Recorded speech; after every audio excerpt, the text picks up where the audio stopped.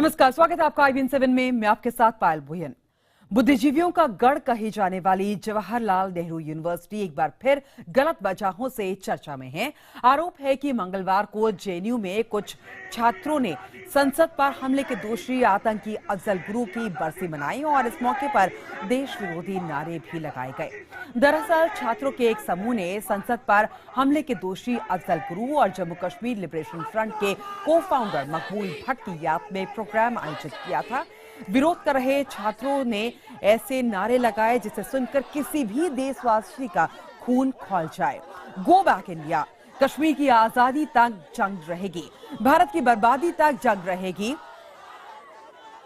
चलिए पहले आपको ये ऑडियो सुनाते हैं किस तरीके के नारे बुद्धिजीवियों के इस गढ़ में लगाए गए।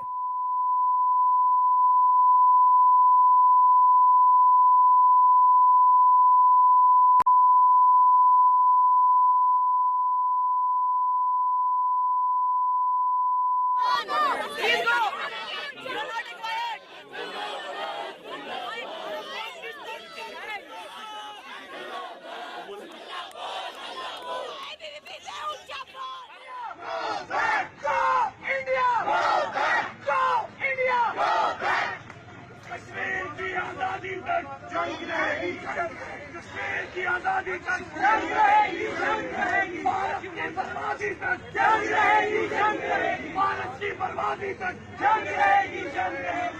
हक हमारा आजादी, क्या लेंगे आजादी, वीर मांगे आजादी, क्या चाहते हम क्या चाहते आजादी, हक हमारा आजादी।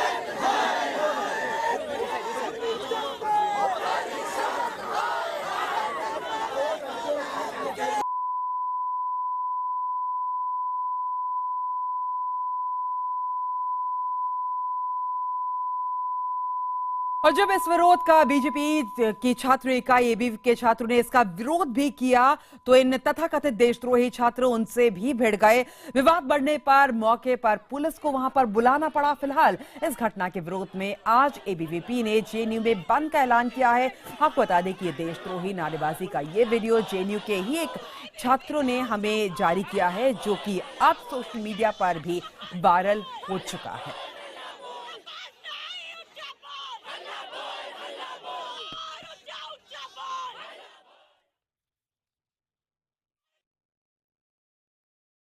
कश्मीर को अलग करेंगे, हर देश को अलग अलग जहां जहां समस्याएं सबको अलग कर देंगे तो बचेगा क्या? ये सारी घटनाएं हुई हैं और ये संसार करने वाली घटनाएं हैं। एक शैक्षणिक जो इंस्टीट्यूशन होता है वहां पे इस तरह घटना एकदम शर्म करने वाली बात है। हम किस भारत में रह रहे हैं, किस भारत की हम परिकल्पना कर रहे हैं? और इसमें कोई अब ये हवाबाजी नहीं चलेगी कि इसका पॉलिटिकल स्टंट है या फिर ये सिर्फ पॉलिटिक्स चमकाने का तरीका। हमारे पास सारे क्लिप्स हैं, सारे प्रूफ्स हैं। हम जो आपको देने जा रहे हैं आप इसको दिखाएं।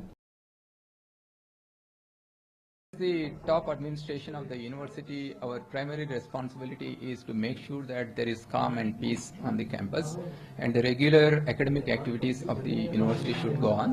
Yes, we have received some representations and our security also has some information about yesterday's incident, and in the regular course of events we have a proctorial committee which will look into all this information and then take a view on this. No, I cannot set any definite time frame for this because there are a large number of witnesses.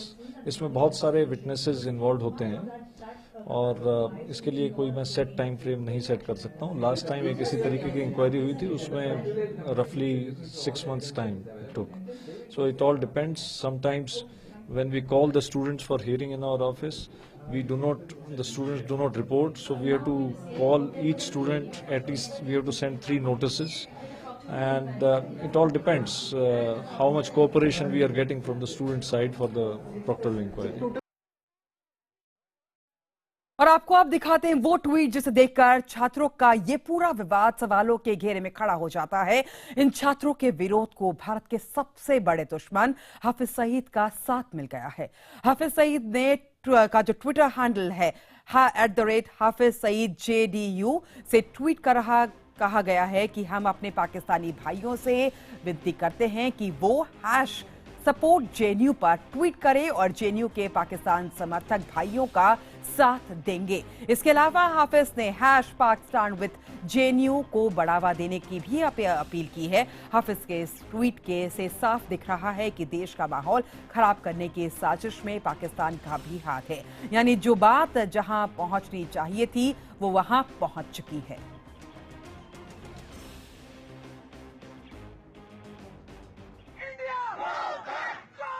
और इस वक्त हमारे साथ हमारे संवाददाता Arun Singh phone line पर जुड़े हैं। अरुण, इस तरीके के नारे वहां पर लगाए जाते हैं, एक सरकारी संस्था जिसके टैक्स का पैसा लोगों से लिया जाता है, सरकारी संस्थाओं पर लगाया जाता है, उसी सरकारी संस्था में इंडिया गो बैक के नारे लगाए जाते हैं। क्या हो रहा है वहां पर? देखिए पायल, बहुत ही शॉकिंग और डिस्टर्बिंग है ये बात। कुछ दिन पहले आपको याद होगा बीजेपी के नेता सुब्रमण्यम स्वामी ने JNU को एंटी नेशनल स्टूडेंट्स का अड्डा जब कहा था तो बहुत बवाल मचा था और हमारे देश के ही तमाम बुद्धिजीवियों ने उनके इस बयान पर बहुत जबरदस्त और कड़ी प्रतिक्रिया दी थी।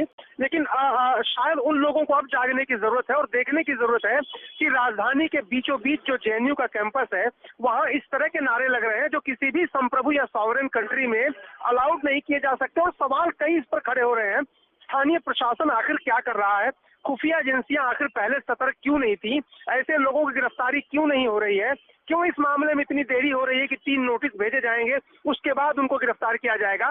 क्या वीडियो में जो कुछ दिखाई दे रहा है वो साक्ष्य नहीं है? क्या पुलिस को अनुसंधान नहीं करना चाहिए?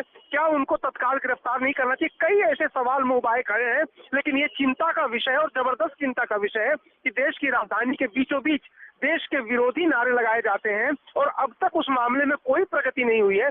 यही नहीं, उनके जो नेता हैं, जो इसमें शामिल हैं, जो कार्यकर्ता हैं, वो खुलेआम घूम रहे हैं और वो इस तरह की आगे भी इस तरह की जो है कार्यक्रम ऑर्गेनाइज करने की बात कह रहे हैं। तो इस पर चारों तरफ सोचना होगा, न सिर्फ प्रशासन। बिल्कुल अरुण, आप हमारे साथ बने रहिए। इस वक्त हमारे साथ ABVP नेता रोहित चहल इस वक्त जुड़ चुके हैं। रोहित, ये बताइए, JNU में जब AVP वहां पे पहुंचा, जब आपने वहां पे प्रोटेस्ट दर्ज किया, क्या देखा आपने?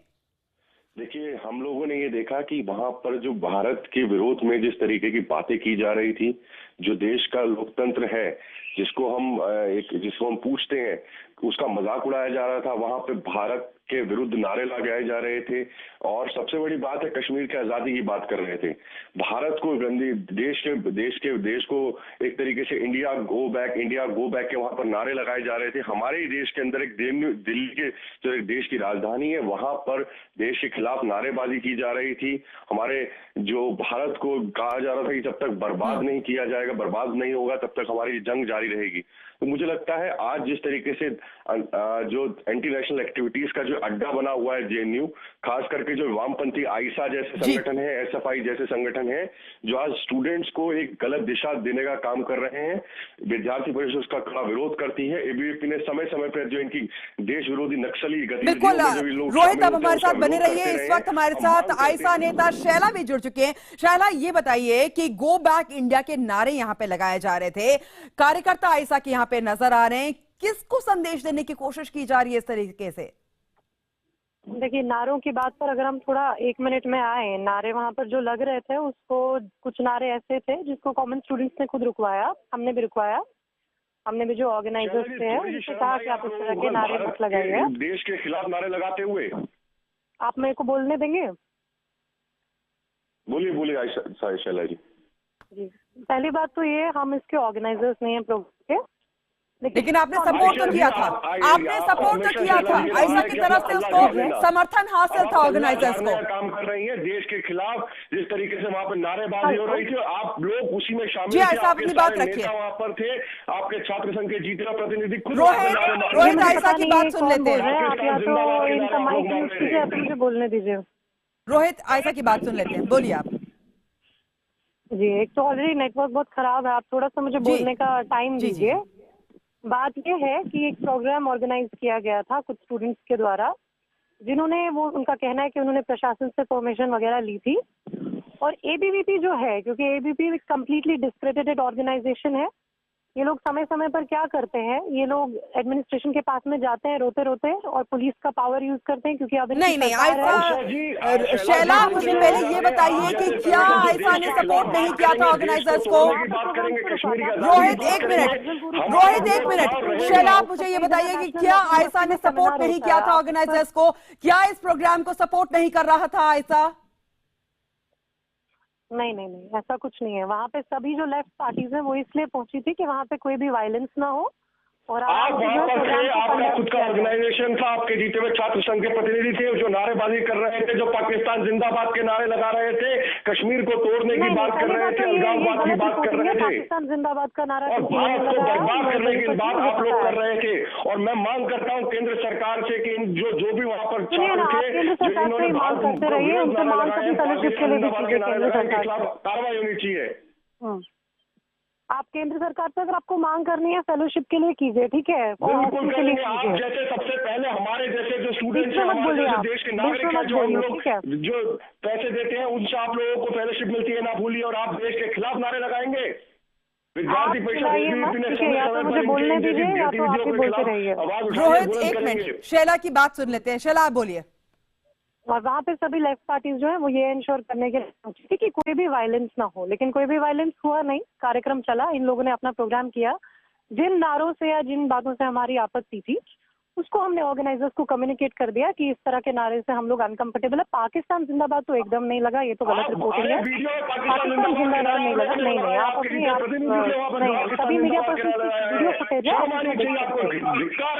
लेकिन मुझे पता नहीं कौन सुना रहे हैं। ऑलरेडी साउंड पाकिस्तान की जो स्पोक पर्सन है उनसे बात कर रहा हूँ। ये लोग वही है जो पाकिस्तान जिंदाबाद। शैला, जिस तरीके के नारे वहां पर लगाए गए, आप जानती हैं हाफिज सईद ने इस चीज को इस्तेमाल करा है और ट्वीट करके कहा है कि हैशटैग ट्रेंड कीजिए सपोर्ट जेएनयू। जिस तरीके के नारे लगाए गए, एक ही बात कहना चाहूंगा यहाँ पर, मुझे एक बात यहाँ पर कहनी है। मेरा लेना देना नहीं है, आप बात सुनिए। पूरे नेशनल लॉ यूनिवर्सिटी में देश के जितने भी इंटेलेक्चुअल्स हैं वो अफजल गुरु का किस तरह से कांग्रेस सरकार ने इलेक्शन की जल्दी में किस तरह से उनका पॉलिटिकल एग्जीक्यूशन किया, उनके अपने लीगल ऑप्शन का विरोध कर रहे थे, नहीं कर रहे थे, आप बोलिए। शैला, यहाँ पर अफजल गुरु का विरोध आप लोग कर रहे थे वो समझ आता है, लेकिन कश्मीर बीच में कहां से आ गया? आप कश्मीर को तोड़ने की बात कर रहे हैं, आप पाकिस्तान के प्रवक्ता के रूप में बात कर रहे हैं। पहली बात तो मैं ऑर्गेनाइजर नहीं हूँ इस प्रोग्राम की, आप या तो ऑर्गेनाइजर्स से बात कीजिए। आप क्यों आप क्यों आज यहाँ से भाग रहे हैं? मुंह दिखाने के लायक नहीं रहे आज। रोहित एक मिनट, रोहित शैला को बोलने दीजिए। शैला मुझे ये बताइए, शैला रोहित एक मिनट, शैला मुझे ये बताइए, जिस तरीके के वीडियो वहां पे सामने आए हैं, आयशा के लोग वहां खड़े हैं, कार्यकर्ता वहां पर खड़े हैं, गो बैक इंडिया के नारे लगाए गए, ये आप कहती हैं कि बहुत शांतिपूर्ण तरीके से वहां पे कार्यक्रम हुआ?